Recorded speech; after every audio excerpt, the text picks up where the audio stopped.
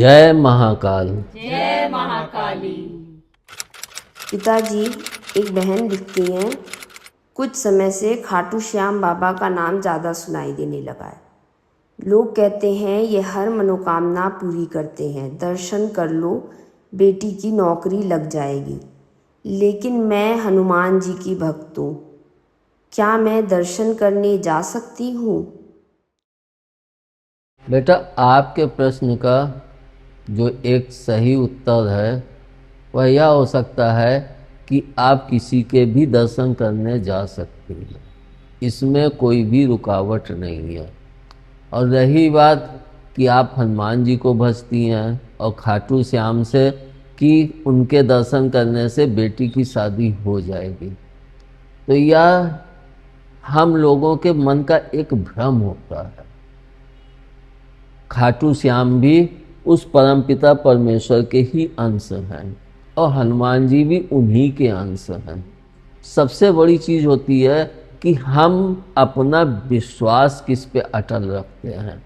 अगर हम खाटू श्याम पे विश्वास अटल रखते हैं तो हमको वहीं से वह पूर्णता प्राप्त हो सकती है। अगर हनुमान जी पे पूर्ण विश्वास है तो हमें वहाँ से भी वह फल पूर्ण रूप से प्राप्त हो सकता है। लेकिन हम लोग थोड़ी थोड़ी देर में भटकते हैं। दर्शन हम किसी के भी करें जाके, हर एक के दर्शन करना चाहिए। प्रभु में किसी में भेदभाव मत करो। हम लोग जब भेदभाव करते हैं तो वहीं से हमारे मन में एक क्या उत्पन्न हो जाता है कि हम हनुमान जी की भक्ति करते थे और खाटू श्याम चले गए, तो हमारे साथ ऐसा हो गया। जब हमारे मन में ऐसी सोच बसी होती है तो वह दिमाग तक जाती है और तब हमारी सोच के अनुसार वैसा ही माहौल क्रिएट हो जाता है। और इसमें प्रभु भी परीक्षा लेने लगते हैं कि बच्चे का विश्वास कैसा है। जैसे कि कहा भी गया है, एक साधे सब साधे, सब साधे सब जाए। लेकिन हम दर्शन किसी के भी कर सकते हैं। और सबसे बड़ी चीज़ है, हम जिसकी भी भक्ति करें तो उसकी पूर्णता की तरफ बढ़ें और उस पर पूरा अटल विश्वास रखें, चाहे जिसकी भक्ति करें। लेकिन हम लोग इस पे अडिग होके नहीं चल पाते हैं। और मैं यह भी आपसे कहूँगा कि अगर हम खाटू श्याम के दर्शन करेंगे तो उससे हमें एक यही कि हम एक देव स्थान पे गए, तो उस देव स्थान पे वहाँ का जो भी प्रभाव है उस प्रभाव का प्रभाव हमारे ऊपर भी पड़ेगा। तो जब वहाँ का प्रभाव हमारे ऊपर पड़ेगा और जितने भी देव स्थान हैं सभी जगह पॉजिटिव एनर्जी घूमती है, इसलिए हम हर देव स्थान पे जा सकते हैं। जैसे कि बहुत से लोग हैं शिव बाबा के भक्त हैं, लेकिन वे क्या राम मंदिर नहीं जाते हैं दर्शन करने? बहुत से लोग हैं राम के भक्त हैं, तो क्या वे शिव मंदिर में दर्शन करने नहीं जाते हैं विश्वनाथ जी के? या फिर वे कृष्ण जी के दर्शन करने वृंदावन नहीं जाते हैं?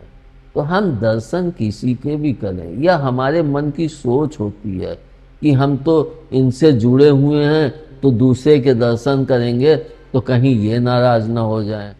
लेकिन हम जिस समय जिस प्रभु के या जिस इष्ट के भी मंदिर पे हैं उस समय हमारी सारी एकाग्रता उन्हीं पे ही स्थित होनी चाहिए। अगर हम शिव मंदिर में हैं और हमारी एकाग्रता हनुमान जी पे जा रही है तो हमें ना यहाँ लाभ है ना वहाँ लाभ है। इसलिए आप कहीं पे भी दर्शन करें, जितनी देर आप वहाँ पे मंदिर में हैं उतनी देर आप संपूर्ण तरीके से अपनी एकाग्रता को वहीं पे स्थित करें। और इसका एक सबसे सटीक उदाहरण मैंने बहुत पहले पढ़ा था कि एक मुल्ला जी थे और एक पंडित थे, तो दोनों में बहस छिड़ी कि तुम्हारे भगवान में ज़्यादा पावर है कि मेरे अल्लाह में ज़्यादा पावर है। तो दोनों बोले कि ठीक है, हम लोग इस पहाड़ी से कूदेंगे और जो नीचे जाके बच जाएगा उसके ही भगवान में ज़्यादा शक्ति है।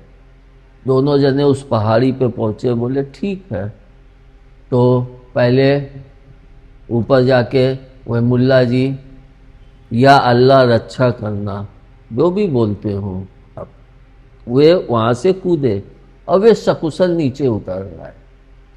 इसके पश्चात जब पंडित जी की बारी आई तो वे भी वहाँ से कूदे, तो उन्होंने क्या प्रार्थना की, हे हनुमान जी, हे कृष्ण जी, हे शिव जी, हे प्रभु, आप मेरी रक्षा करना। जब वे नीचे पहुँचे तो वे मर गए।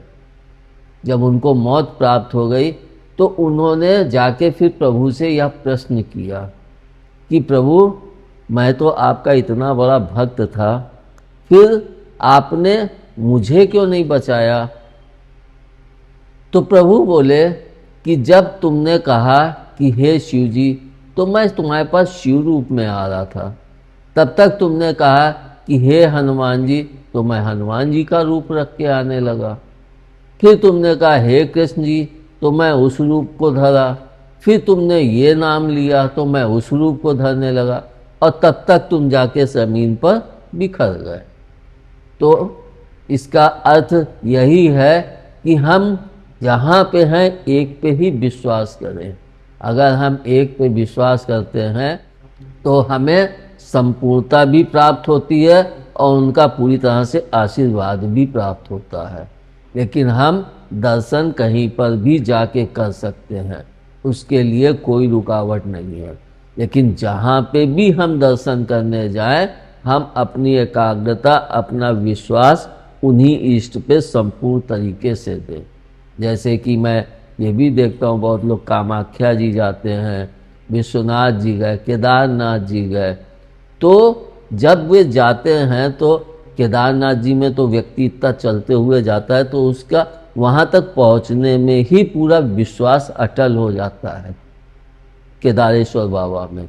उसी तरह से जब वही व्यक्ति माता वैष्णो देवी के यहाँ जाता है, तो जो उसको चढ़ाई चढ़नी पड़ती है, तो जय माता की बोलता हुआ जब वह वहाँ तक पहुँचता है, तो वहाँ पे भी उसकी एकाग्रता माता में ही पूरी तरह से निर्भर हो जाती है।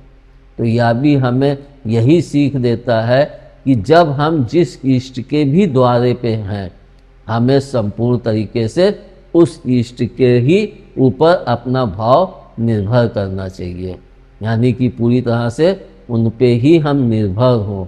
और इसको भी हम लोग यही देखते हैं कि जैसे कि कहते हैं कि वर्तमान को साधो। तो अगर हम वर्तमान में खाटू श्याम पे हैं तो हम अपनी पूरी आस्था वहीं पे प्रकट करें। बाकी हम हनुमान जी को भजते हैं तो वहाँ से आके घर पे फिर से हनुमान जी की पूरी तन्लीनता के साथ उनकी भक्ति आरंभ कर दें, और दृढ़ विश्वास के साथ, क्योंकि सबसे बड़ा दृढ़ विश्वास होता है जिसको रखने से हमको भी उनका आशीर्वाद प्राप्त होता है, और इधर उधर भटकने से न हमें उनका आशीर्वाद मिलता है और न उनका आशीर्वाद मिलता है। इसलिए आप जहाँ पे भी जाएं, अपनी एकाग्रता को पूर्ण रूप से उन्हीं इष्ट के चरणों में समर्पित करें। इसीलिए हमारे धर्म में पहले चरण पूजा चलती थी कि चरण किसी की पहचान नहीं देते हैं। अगर शिव के चरण हैं तो शिव मंदिर में है, तब आप कह सकते हैं कि शिव के चरण हैं। लेकिन वही चरणों को उठा के अगर हम राम मंदिर में रख दें तो कोई नहीं कहेगा कि ये राम के चरण नहीं, शिव के चरण हैं। इसलिए जहाँ पे भी चरण होते हैं हम उन्हीं इष्ट के ही वे चरण को मानते हैं। इसलिए आप पूरी तरीके से निसंकोच होके अपने दिमाग के सारे फिजूल की बातों को निकाल के पूरी एकाग्रता, पूरे विश्वास और दृढ़ता के साथ खाटू श्याम जाके दर्शन कर सकते हैं, या कहीं पे भी जाके दर्शन कर सकते हैं। धन्यवाद। जय महाकाल। जय महाकाली।